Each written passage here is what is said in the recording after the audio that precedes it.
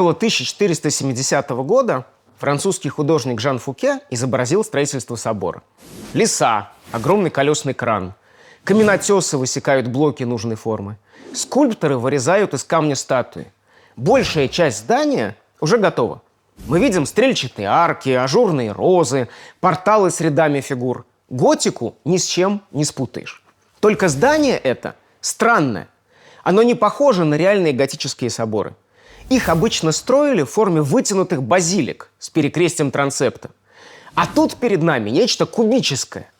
Не только порталы с их статуями, но и стены, покрыты позолотой. В средние века наружную скульптуру действительно часто раскрашивали, а отдельные элементы золотили. Но едва ли кто-то решил бы покрыть драгоценным металлом здание целиком. На самом деле на миниатюре Фуке изображен не католический собор, а Иерусалимский храм, главная святыня иудаизма. Государь, который следит за стройкой с балкона своего дворца, это не какой-нибудь Людовик или Карл, а царь Соломон. И перед нами иллюстрация к иудейским древностям Иосифа Флавия. Древний храм, о котором у Фуке и его современников, само собой, было лишь самое общее представление, тут уподоблен христианской церкви. Но ясно от нее отличается. Более того, его порталы напоминают не абстрактную церковь, а конкретный памятник – собор святого Гатиена в Туре, который в то время как раз достраивали. Тур, родной город Фуке, в те годы был резиденцией короля Людовика XI и фактически столицей государства. Через архитектурное цитирование художник соотносил Израильское царство со своим, Францией. Такая библейская готика не курьез, а вездесущий феномен. И он помогает нам лучше понять, как в те времена работало историческое воображение. Средневековые мастера изображали Иерусалим ветхозаветных, а потом новозаветных времен бесчетное число раз. Его визуальной доминантой почти всегда служил храм.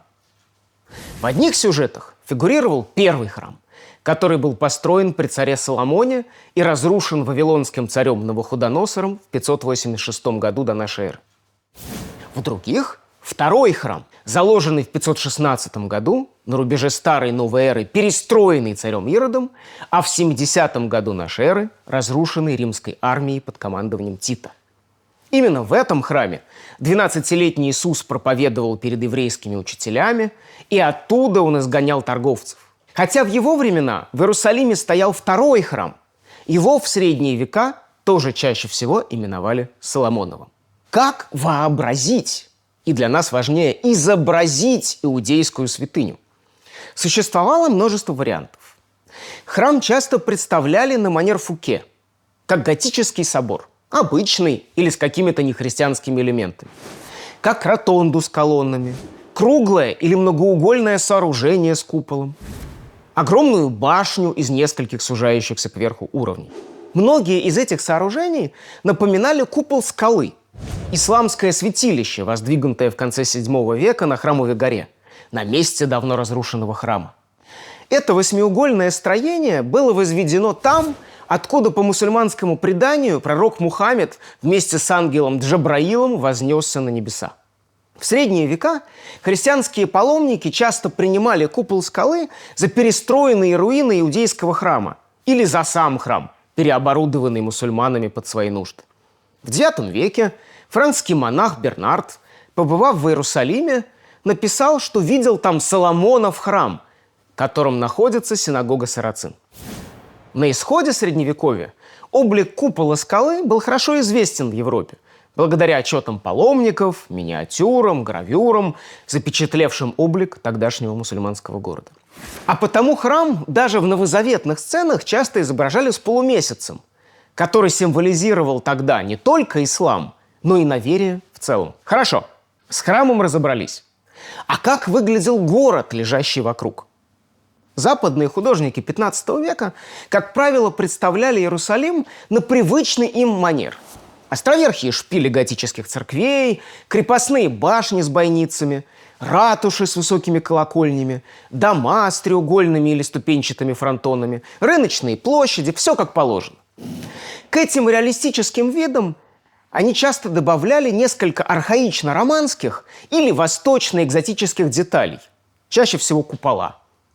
Те ясно говорили, что это все-таки древность и Восток, а не современность и Запад.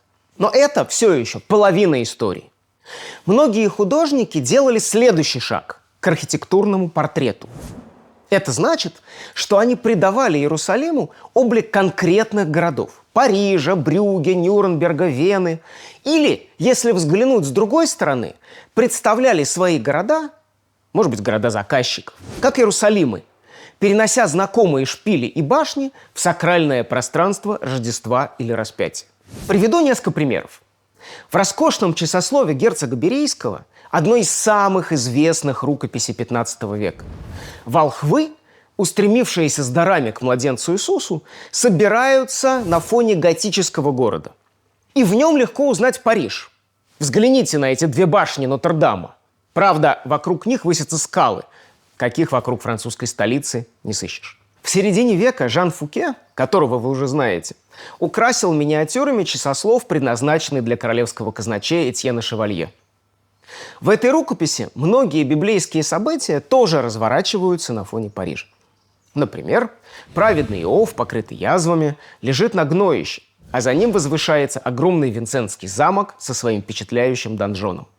Христос несет крест на Голгофу, а позади изображен фасад Сен-Шапель с громадной готической розой. Эта часовня была воздвигнута королем Людовиком IX в середине XIII века для реликвий, связанных со страстями Господними.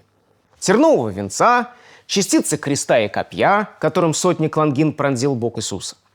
Сцены страстей, а на фоне капелла-реликварий, где хранятся святыни, рожденные мучениями и смертью Бога-человека. Такие архитектурные портреты должны были сократить психологическую дистанцию между заказчиком и священной историей. Напомнить ему о том, что она обладает вечным, вневременным значением, а потому разворачивается здесь и сейчас. Одновременно парижские виды в новозаветных сценах, конечно, прославляли королевскую столицу и христианнейшего короля, которому служили и казначей Шевалье, и художник Фуке. Но есть еще один важный феномен, который связывал европейские города с далеким Иерусалимом.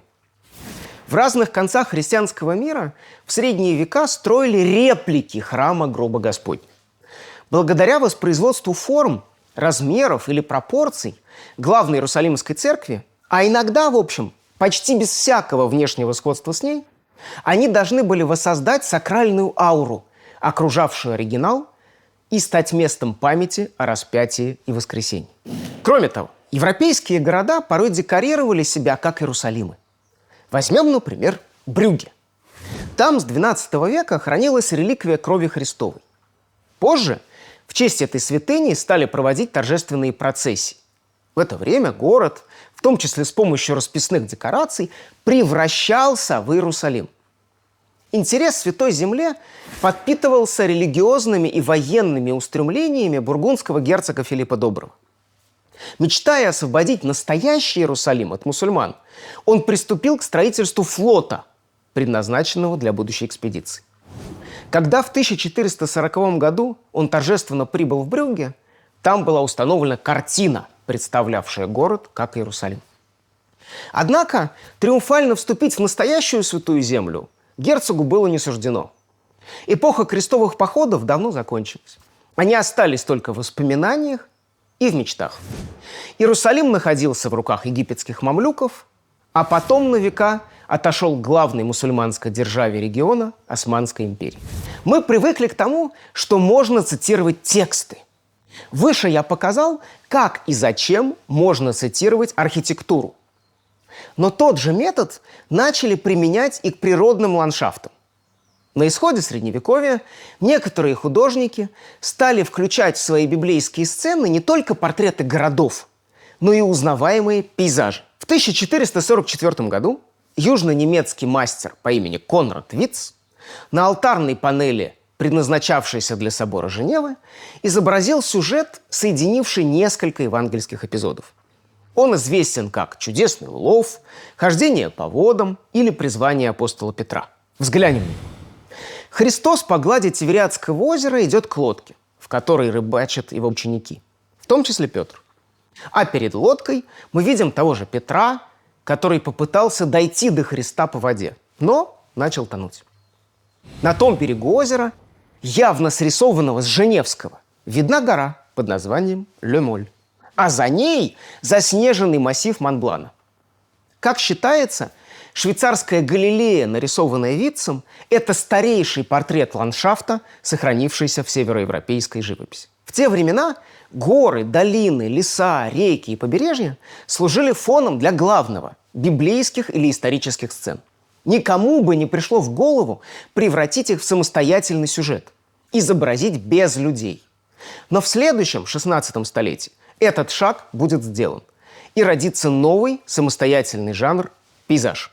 Если знать историю готических Иерусалимов, о которой я только что рассказал, заснеженные Палестины, какие 100 с чем-то лет спустя будет писать Питер Брейгель-старший, уже не покажутся столь небывалыми. Снег и снег, замерзший Иордан, Вифлеем, похожий на фламандскую деревню. Что тут, собственно, такого? С вами был Михаил Майзульс. Следующее расследование выйдет через неделю. Подписывайтесь на наш канал «Идеи без границ».